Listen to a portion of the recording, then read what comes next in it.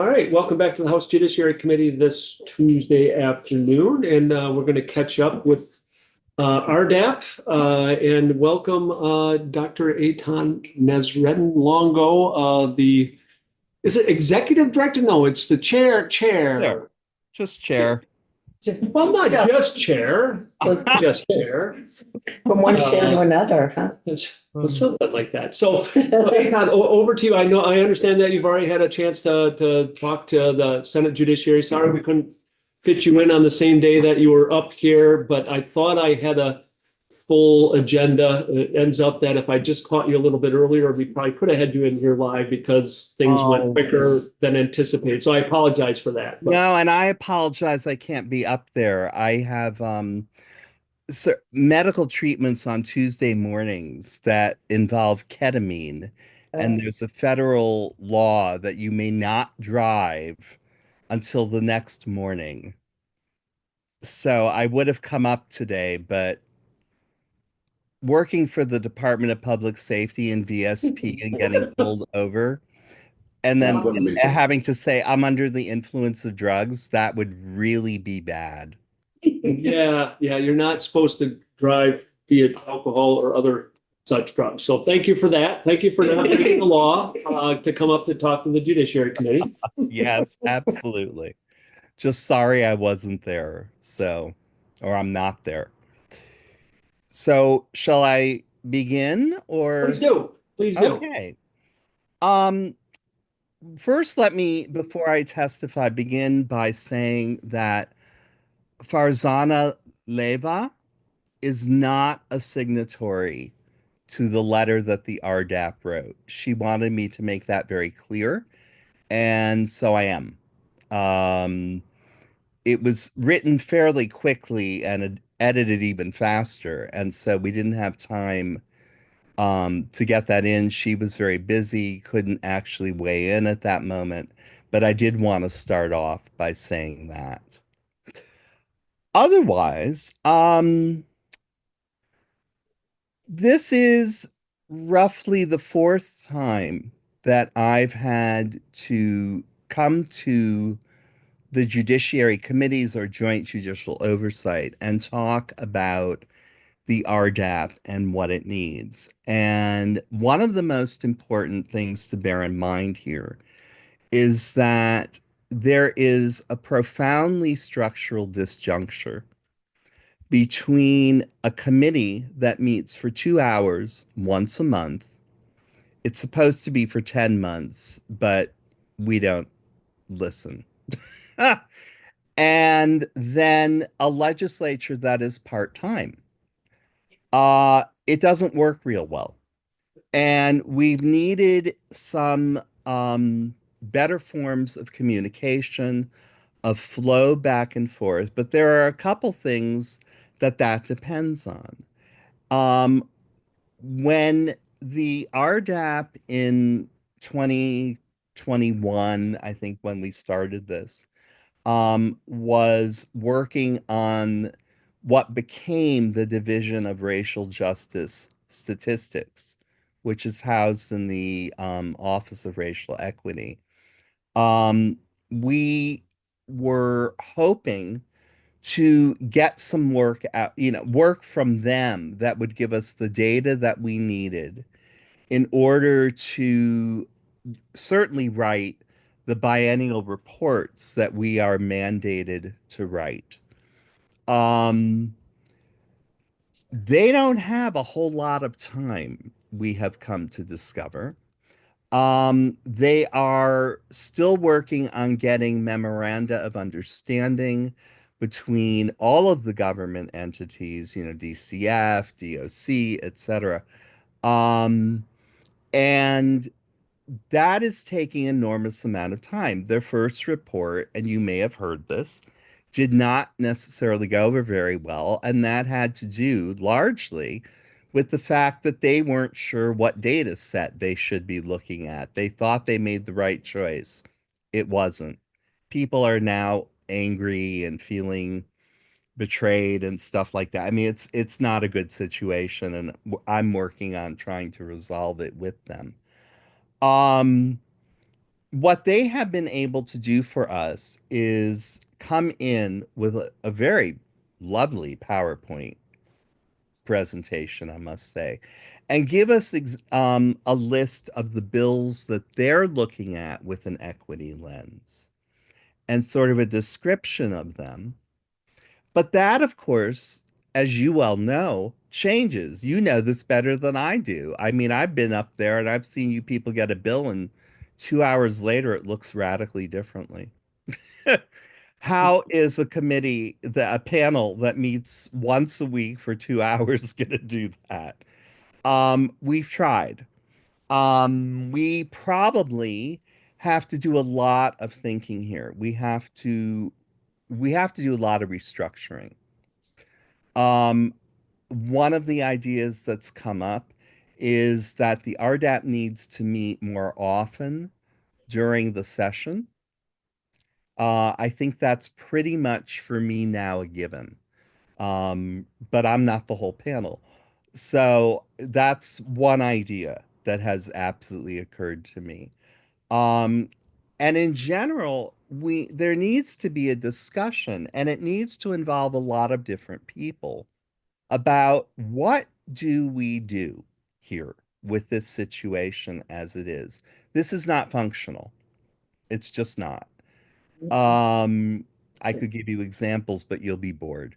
It just isn't functional.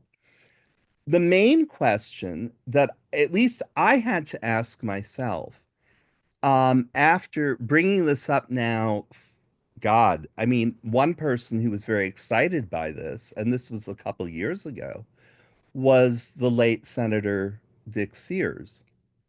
Um, and actually was looking forward to having those discussions and sadly passed away.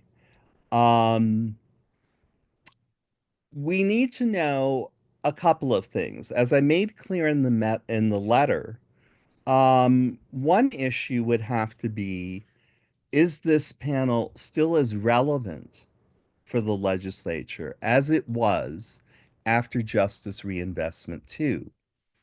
After Justice Reinvestment 2 is when we got tasked with looking at data. We looked at data, we wrote it into our biennial report, and then it became, well, then we need to figure out how to get more data on this because the data is a mess. In case anyone wanted to know, if you don't know, it's a mess. Statewide mess. When we finally pulled it together enough to write the report, Rebecca Turner of the Office of the Defender General and I were joking about needing to create a time capsule, likely up on top of Camel's Hump, because we will never get this data together again. Um, so that's the first question is, does the RDAP still need to fill that function? And at that point in time, again, right after Justice Reinvestment 2, the idea was yes, very much so. That we need a body that looks at the bills with a potential equity impact. We need to look at those because we're a very interesting body. For those of you who don't know, we are partly half, actually, at this point, half government actors and half civilian members.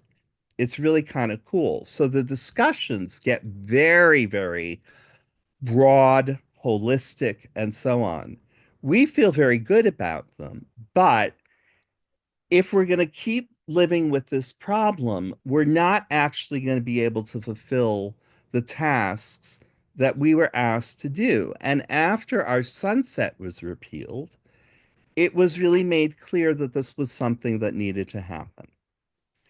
And what I'm saying now is that it can't. It's not happening like this. Now, the interesting thing about that is I can't point a finger at somebody and go, they're the problem, which is immediately how I know it's systemic, which immediately indicates to me that we need to have a very broad, big discussion with legislators, with the Attorney General, under whose aegis the panel exists, with the panel, to really talk this through. What would work? There are some ideas that came up in Senate Judiciary. I believe it was Senator Vyhovsky who said we could use the model of the fight. What is it? The FO. You all know this better than I do. Uh, Financial, and they. no, JFO, Okay, fiscal officer. thank you. That would, that might serve as a model. And that was a very interesting idea that I haven't had time to really go into since this was on Thursday. But that might be. And that's the kind of conversation that needs to be had where people will bring things like that up. The RDAC can't do it on its own, obviously. I don't think the legislature can do it on its own. I think that it needs to be a much bigger, almost like a working group to figure out what do we do? How do we make this work? And it's difficult. I will admit to you, I've been doing this a while. I've been sensible of these issues for like 3 sessions now. And I I was I was sort of dismayed the first session and then which was last year, and then this session I'm just a bit heartbroken. I really put everything that I am into this panel and I can't do it anymore. It's too it's actually a bit too painful to work like this. And so I'm resigning at the end as a panelist and as chair at the end of the June meeting. Um, I would like to think that there's a process underway that will make this an easier task for the next chair and for the RDAP as a whole as it goes forward. So I think I'm going to just stop there and take whatever questions you may have or comments. I'm hungry for information. Yeah, I guess I can start. I have just a couple comments uh, so first of all, thank you for your service with the RDAP for the years that you've been working really hard on some of those issues. Thank you. I agree that what we've tried to do as far as RDAP was really commenting and weighing in on bills as they're going through the process doesn't work. And I don't know how that can work Right. unless it was significant more time that they met. But going back to the statute that created RDAP, I don't think that the statute contemplated that that is in fact what RDAP would do, at least not specifically. Although Yeah. I think it can fall within the interpretation of the statute. It was mainly the biennial reports that weighed in on specific issues and such. And I want to point out where it's been successful. It was definitely successful for Yes. the long runway we had for creating the Division of Racial Justice Statistics. It was critical, the work that RDAP did to stand that up. And I will, H2, though it had some things that people don't like, implemented one of the recommendations in the most recent report. It increased to 12. And there are the other recommendations in there that are still on the table and still, regarding data collection and such, but there wasn't obvious legislation, frankly, from that. So RDAP has worked on those kind of longer runway ones. And the one that you're working on now for the analysis, I'm not going to get the right name, but the one that Angela's working with you folks on the analysis of bills. So it has worked there. It hasn't worked Right. with respect to just keeping on top of the bills. And I Right. can see that there's still that continuing need for RDAP to look at those longer term ones. And maybe it's redundant with the advisory panel or whatever it's called for the Division of Racial Justice Statistics that, but continuing to look at that data issue, for instance, I think is going to be important going forward. Mhm. I don't know how, I mean, and we've tried over the last couple of years, including last fall, letting you know in advance what I thought we were going to do. I don't know how much we did because things change once you get here. So I mean, I guess there's not a question in there so much as just, yeah, there is value, definitely in the voice that RDAP brings. But it's really difficult to hear that voice during a session when we only have 12 weeks to pass our bills, and they do change significantly. I'm happy to continue to kind of try to figure out, including with Coach, as far as how to make RDAP more successful in that role, or if we should really focus on RDAPs should be focusing on the many other requests or the many other provisions in the law that establishes RDAP. It's giving recommendations to the Criminal Justice Council, to many other entities. I don't know if that has been a focus, and maybe it should. It may, sure. Why not? I mean, the the issue was at the end of Justice Reinvestment 2, people were saying it would be really great to have your feedback as the bills are going on. And we were like, okay, it sounds great. Um, and it does sound great, but it isn't great. Um, if we are to do that, we really do have to have a bigger discussion. And it may still not be successful. I'm not sanguine about that. But it may be a discussion. Also, because those biennial reports, when you get through one, you've kind of looked at the criminal and juvenile justice systems, and not everything's going to get done at once. It can't. I understand that. But then if that's our only task, then okay. It's just not what was expressed when the sunset of the RDAP was repealed. Right.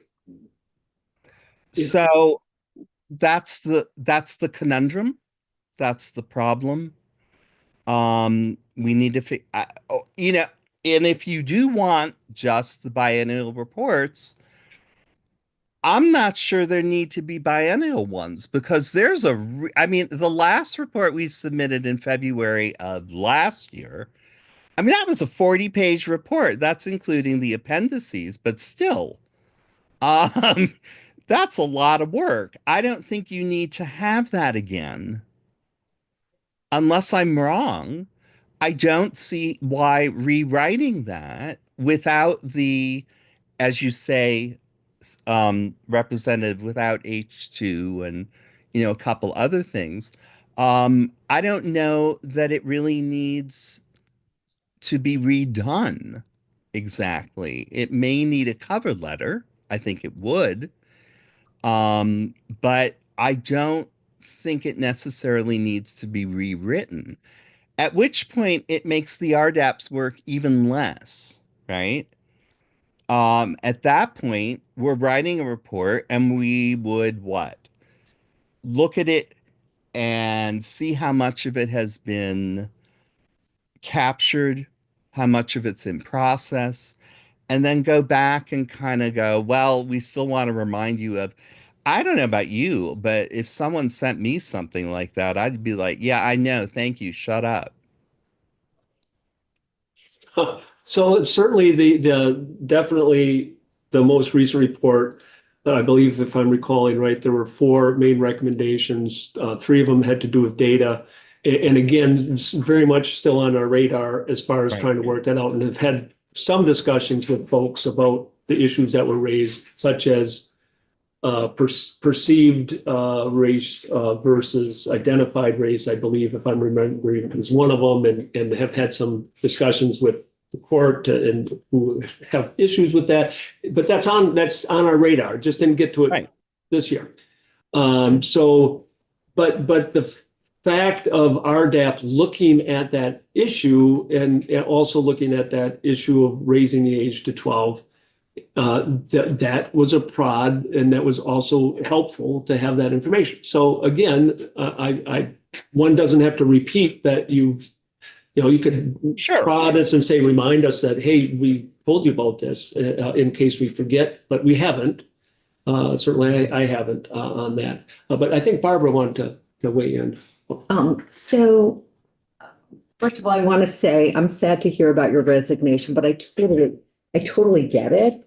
And I agree with you. I think the systemic issues are huge. And I've just been trying to like jot down some of my thoughts as you were talking. And I think, I mean, I see this with lots of different issues. So one thing, so these are not in any set order other than like what came to mind. One is the 2-year legislature is not, and the part-time nature of it are not helpful. There are lots of people that don't have the background. So we get all these reports mailed and people are like, what's this report? Right. I think since I've been a legislator, I've seen time and time again that our laws are not implemented. To all the like, and we've been trying to pay more attention to that. Mhm. I think also, in a way, one of the worries that I have is it's like, oh, we don't have to be dealing with these systemic racism issues. RDEP's got that. And so in a way, it's enabled us to just be like, that's not us, which is not a good place to be. Yeah. And there's no required input mechanism.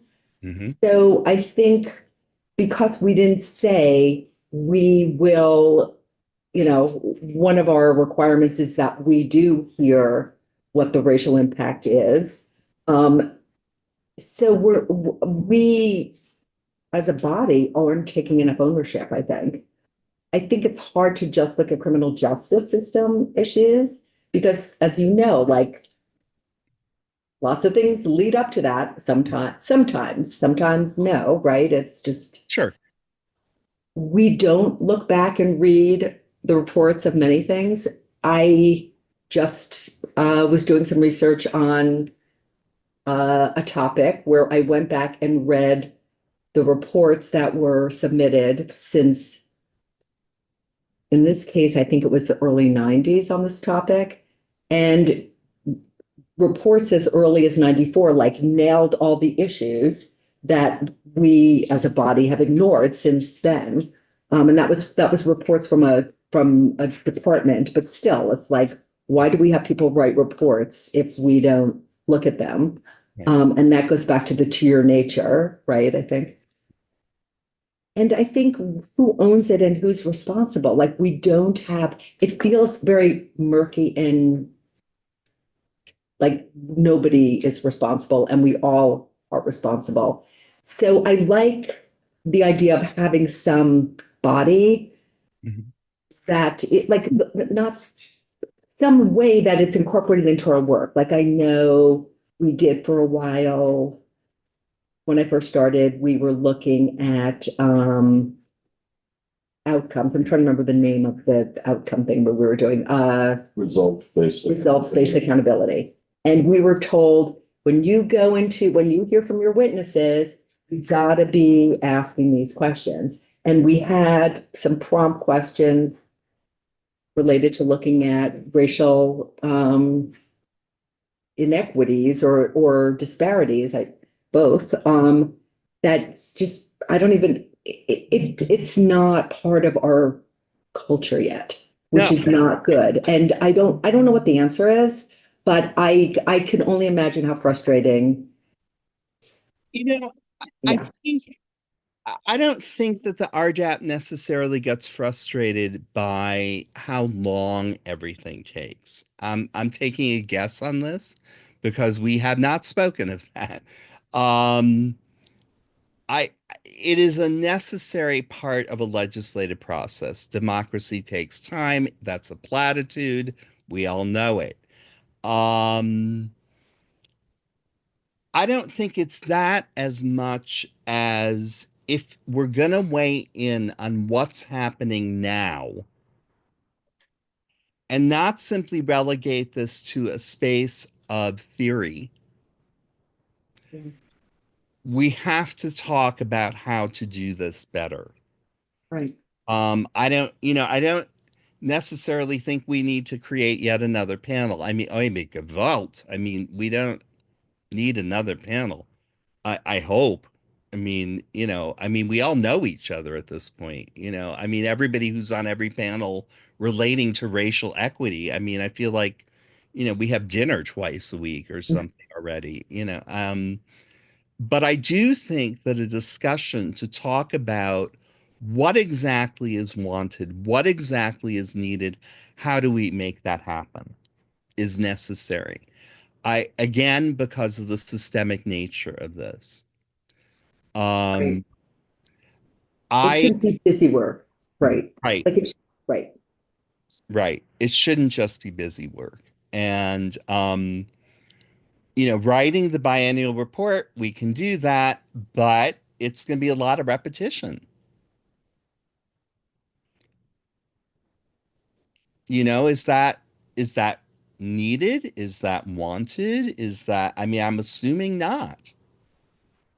I mean, you all have in mind what you want. So I don't think that So that's necessarily what the RDAT needs to do all the time is write yet another report every 2 years. So if I another comment as well. So at least for me, how I approach our work in this committee is that I'm not an expert on any of this, including disparities, racial disparities in the criminal and juvenile justice system. And the same goes for most of the things that we deal with in here. And I reach out to the experts, the stakeholders, to the Defender General, to ACLU, to state's attorneys, to the courts, to RDAP, Yeah. to tell me what is needed, and that's where the reports and that's where the input, be it reports or not reports, is most important. It's not, to me, given the way the legislature works, as far as once we get here, it's fast moving and does not comport with how the way RDAP set up. But getting the input as far as these, and it could still, you're right, it could be on an annual basis that you're still not fixing certain things, and you need to try that. But it's getting from the panel what are the priorities that we can turn into a bill that deals with the racial disparities in those systems. And once we have the bill, maybe having RDAP in to report on it initially and such, and but then it kind of takes on a life of its own. And but that's would be, I think, most useful as far as that's how it has been most useful, because that's kind of how the Division of Racial Justice Statistics came about as well, was really RDAP pushing for that and actually helping us with the details when we got there. And then the most recent report. I mean, so I still think there's a lot of value if we are hearing from RDAP as far as these are the priorities. And I mean, I think from that perspective of the panel, it is helpful to hear. So Then if that's fine. I just was left with a very different impression after Justice Reinvestment 2. When the sunset was repealed, when our centrality was made a point, that I mean, centrality can look a lot of different ways, obviously, but this was one of the things that was brought up. I know that the short form bill that we kind of thought a lot about and then formulated with Representative Arsenault, that's got a lot of problems to it too. I mean, that's going to have a lot of sticking points that we're going to have to, look at and work through. The hope was that that would make sure that there would then be a discussion about potential impacts for bills when they're written. Now, one of the questions that often comes up when I talk about this with people, which bills? Every bill? Probably not. Um, how do we sort this? Do we depend on the division to do that? But still, that's the division. That's not the legislature. You see what I'm saying? It's Yeah. like every move you make, there's a counter move that very easily fits right back there. My frustration has been that we can't all talk it through because it's a systemic issue, as I said at the beginning. Um, it's a tough row to hoe. It's a tough row to hoe. But that's why I also said it's really down also to what does the legislature want? I mean, writing a statute or rewriting it is, you guys do that all the time. But it goes both ways. We need to know exactly what you want. If that is not wanted now, going through bills, then we won't, or they won't, the RDAP won't. If that is wanted, then we need to have this discussion. Right, because it can't be a once a month, 2-hour meeting to be able to. Right, right. Oh, I should say for the recording, no, it can't. Sorry. Yeah, and is it possible to have during the session a weekly meeting? I don't know, that may be asking a lot of the panel members because they are not getting paid very much to do it. But it's a point that needs to be brought up. Um, I know there's never any money. I mean, I know that, but I don't know whether bumping it up does something for people. I have no idea.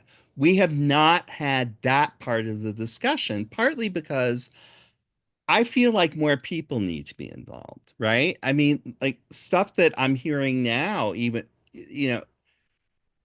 is helpful, but I haven't heard it all the way through. And there's still more to be said. Sure. Yes, thank you for sharing this. And I think some, maybe more, I don't know, number of folks. I know I was not here when RDAP was initially created. And so this is helpful to hear the background of it. And so while we're talking, I just pulled up the RDAP webpage to see the charge of it. And like seeing that, I feel like that is a hard thing. And I don't know if that's the piece that you're talking about when Justice Reinvestment 2 came, that there is a switch, because I'm not seeing that the review of legislation is on there. And I think that might be where some of the disconnect is. And I think that we need to have that conversation. And that is also part of what is important here is I don't think it made it into the legislation, but we were told repeatedly that this is something that we should be doing. Now, Okay. we could have stopped and said, my God, you don't have this in legislation. We shouldn't be doing it. That didn't happen. It sounds like this is the opportunity to have that like figure out a reset. Because I agree, it would be helpful to have that input, but if we don't have a mechanism where it works, Right. it maybe doesn't make sense to. But let's just be clear then. Right. We do not want, I'm not saying that we're agreeing to this, but we're going to let go of the recommendations on legislation. Right. focus on other things. But then I think it's also helpful to hear from the group, like how does the group land with that? Would folks be really upset? Be like, no, that's what we actually are really energized about. We want to figure out ways, or I think that would be helpful to hear, is that piece of it. Because for me, looking at this, it's hard to like, well, that wasn't initially on the list. I can understand that it came up, but now we have to have that conversation to figure out how to go from here. Well, and the sunset was originally part of the legislation. That's not there now. So we have a history of this body transforming, morphing, and such.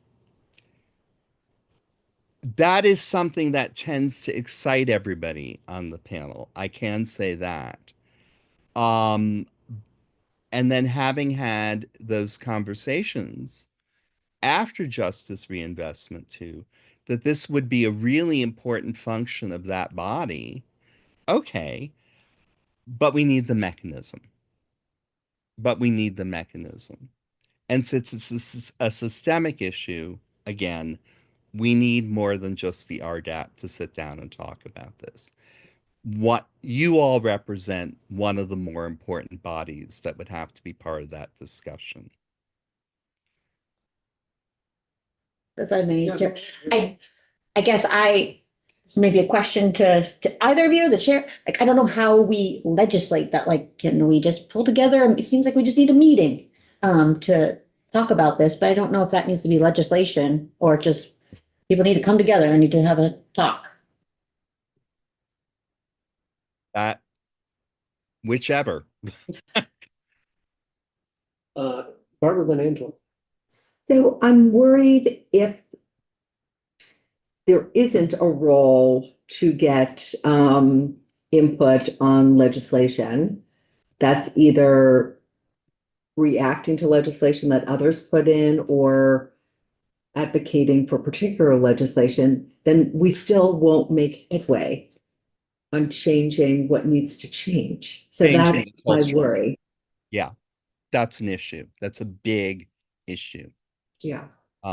It's part of why the short form bill was submitted to, require the equity impact assessments, that it would make people think.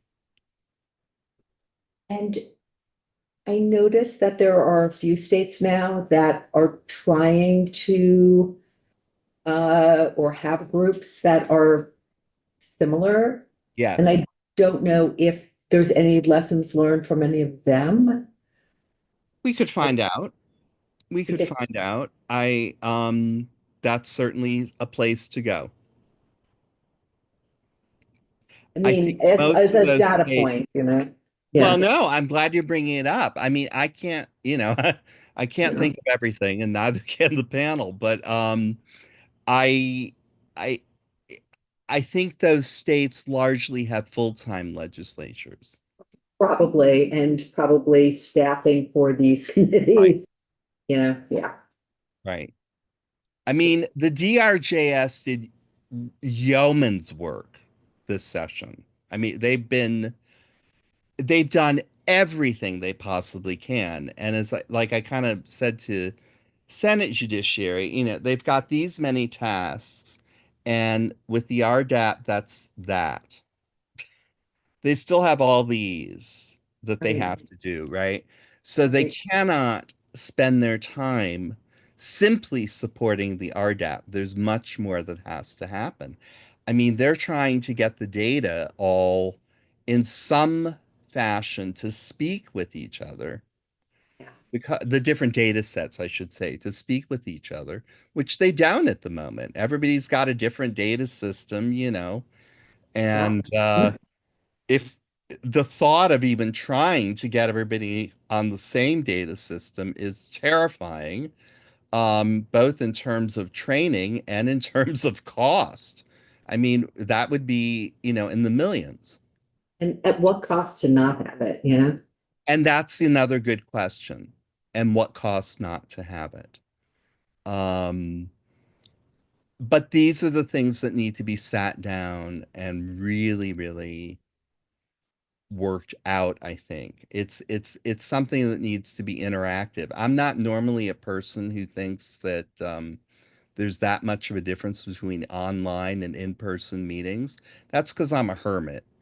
Um, I think normal humans really need to be in a room where they can read facial expressions and such and really, really talk through the matters at hand. Angela, before we- I was just gonna say that when to Karen's question, I think about, is it a meeting? Do we need a meeting? I would say that as someone who has been attending RDAP meetings when I'm able as an attendee, very aware of the fact that I'm not a panel member, rightly so. I'm not sure of, I'm always trying, I'm mindful of that line and not wanting to overstep as, a non-panel member. And so I feel like I would welcome the opportunity to sit in a different setting that, either is an RDEP meeting that's designed to be Sure. a conversation with panelists and panel members and, legislators, or a separate venue where it's just very clear that we're all there to raise questions and problem solve. Right. Yeah, because it just doesn't fit. It's never felt right to me, Ajon, to like espouse, just kind of go off on my with my ideas and challenges and everything in an RDEP meeting. Well, we do have, the moment for public commentary. I mean, Yes, yes. But I would welcome that opportunity to really sit down with folks and hear what the panel as a, a living, breathing, evolving body is interested in and would like the work that the panel would like to do and would see as valuable, and then and having that in as a conversation so that we as legislators could share from our perspective what would be helpful and how we could integrate it all. I told the story at Senate Judiciary about my testimony in November of last year in front of Joint Judicial Oversight.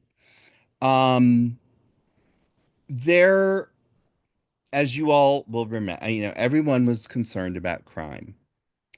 It was an interesting thing for people to be concerned about, I thought, because the FBI was really clear. There is no problem with crime right now. But suddenly, the FBI was viewed, and this is not a bastion of liberal thinking, right? They were suddenly viewed as wrong. This is not the first time in history that this has happened in the United States. And I'm not going to go through everything that I did back in November, but I almost wrote my dissertation on this. It became clear that I couldn't because it involved a black man going into Irish bars in Southie and on the west side of Chicago. You don't survive that. Quite literally, you don't survive that. And my advisor said, no, you may not write it, but I know about all of this. When the Irish came over and that migration at the late 19th, early 20th century, the same conversations were held. Okay. There was suddenly a rise in crime. Suddenly, these people are driving all of this, and we have to write up all this legislation about it. This happens every time in the United States that there's a question of mass immigration. Racial issues are foregrounded. And for any of you who don't know, look at an early 20th century copy of the Boston paper. You will see the Irish drawn as caricatures of sub-Saharan Africans. They are referred to by the N word. Okay. Um, my point in giving that was not that the legislature was doing wrong. We won't ever know that because those questions weren't raised. And it is entirely possible that everybody was working from a certain kind of historically inculcated racialized thinking. And I made that point. I'm not saying anybody did that. I have no way of knowing. But what seems to me most tragic is that we didn't have a chance to look at it from that point of view. And that legislation has what? Become bills? Or it's gone into the recycling bin or whatever else happens. Um, when it would have been moving towards what you've been discussing, um, Congresswoman, that we're changing a culture. And to have that pointed out at that moment might well have been a really brilliant educational moment. And now we won't have it. I think that's tragic. Yeah. It's a squandered opportunity. I'd rather not have more of those. I don't want, as the letter says, things to be passed that later become foci of regret. Yeah. That would be a shame. It's not only a shame, it's a waste of time. I mean, imagine the irony if we ended up writing as the RDAP about one of the bills that turned into law last session. I mean, oi, I'm upset now. At that point, I'd be throwing things. Yeah. Yeah, there seems to be a key intercept point that we're missing. And maybe it's not one point, it's more about an integration of ideals and ideas and understandings, and we're not there yet. And the question for me is, how do we get there? Coach. It's hard to get there if you've never had the discussion. Well, Very it's much. hard to argue with that. You know, I mean, we need to decide if we're all in agreement that RDAP is of value. And I think as you go down the list of folks, and I think about maybe the last meeting, and just when you're going through one of the votes and the folks as they voted, I would think that there would be agreement that RDAP needs to exist. So that being said, the next question becomes, how does it evolve? Because it's served some very useful purposes, you know, over its life.